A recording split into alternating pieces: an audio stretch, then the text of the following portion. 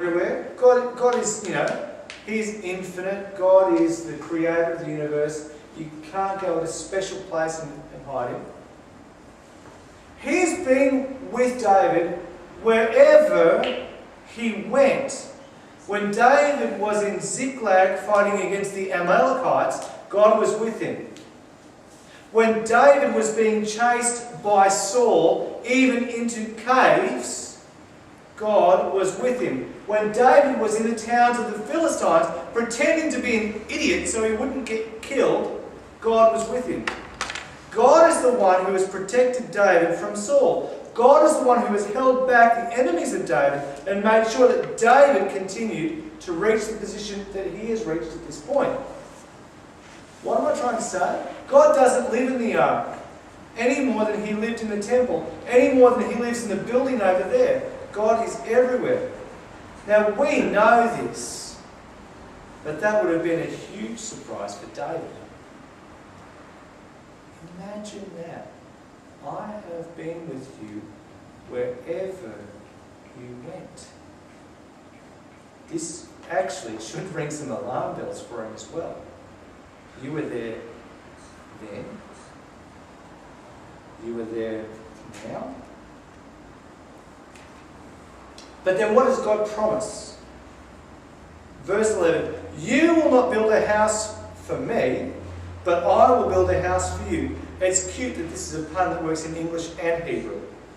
But the word for house, as we know, means the physical building that you sleep in at night, sometimes. Also means a family. Now, God promises not only that David will have children, which is a bit of a no-brainer because at this stage he's got at least 6 kids.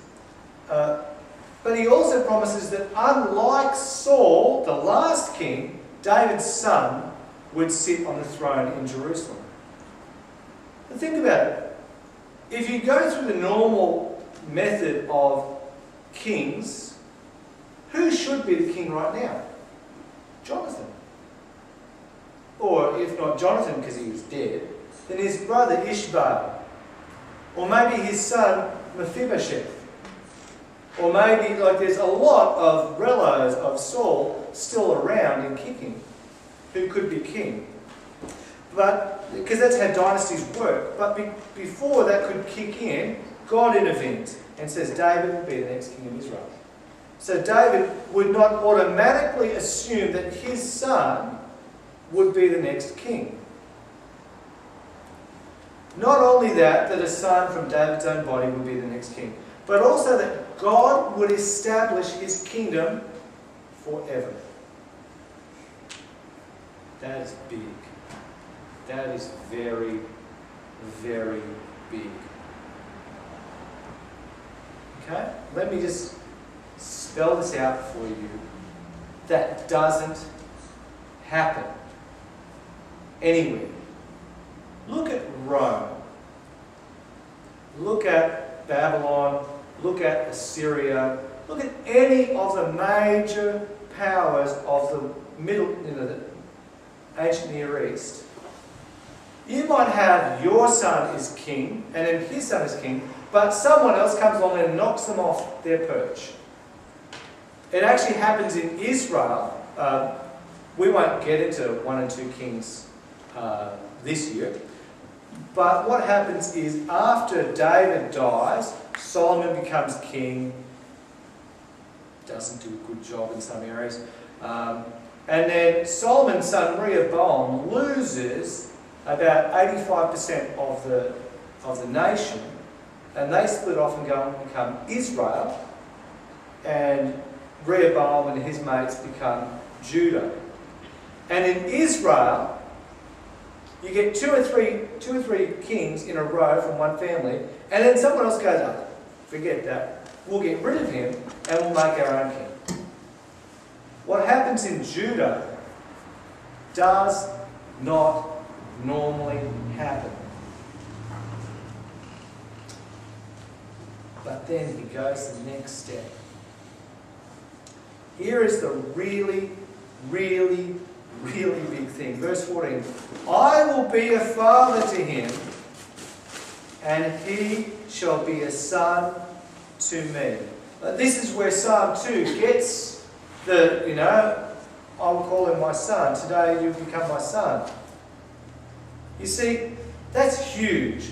God is saying to David that he would elevate his son to a position above just a king. No longer will a king just be the anointed one, although that's a big thing in itself. But he'll be God's son. It almost elevates him to be God. Not quite, but it's close. You get some kings in some nations, Nero, Caligula, what was his name? Antiochus, who claim to be God. Sometimes they're just psychotic, right? Caligula, Nero, and Antiochus. Sometimes, and the pharaohs did the same thing. They claimed to be God. Here is something different. God says, I'm going to make your son my son. It actually goes beyond anything that we would have expected at this stage. It shows the love of God that he would adopt the king of Israel to be his own son. Now, it's not all good. We know from history that the son of David is not perfect. And so God says to David that his son will sin. He says, when he sins, I'll punish him, but I will not take my love from him. Now, for us, it's no big deal to know that the son of David would sin. But the amazing part is that God would not remove his love from him. That's what happened to Saul. Do you remember Saul? In one sense, this is almost a blank check. I'm still going to love him no matter what. It's unconditional love. This is grace and mercy. Of course, when Christians read this, they go berserk. But there are many sons of David who sat on the throne in Jerusalem, but there is one specific descendant of David who ticks virtually all these boxes.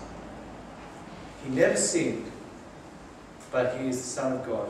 He is the one whom God will establish his kingdom forever. He is the one who truly built a house for God and for his name, a people who would follow and worship him. Jesus. David points us to Jesus. 2 Samuel 7 just screams Jesus in so many ways. Now, don't get me wrong, David was a rat bag. 2 weeks we find out just exactly how bad he was. But what that does for us, though, is highlight how truly good Jesus is. Unlike David, Jesus never sinned. Jesus never disobeyed his Father. He is the one who heard the voice of God speak from the cloud saying, "You are my son, and with you I am well pleased." There is so much going on here, I don't have time to deal with it all, but a couple of things. First, we see in David and his kingship the plan that God has for us in Jesus. Now, God shows us these things well in advance, so that when Jesus turns up, we are expecting talk of being the Son of God. However, in Jesus, the title gets turned around.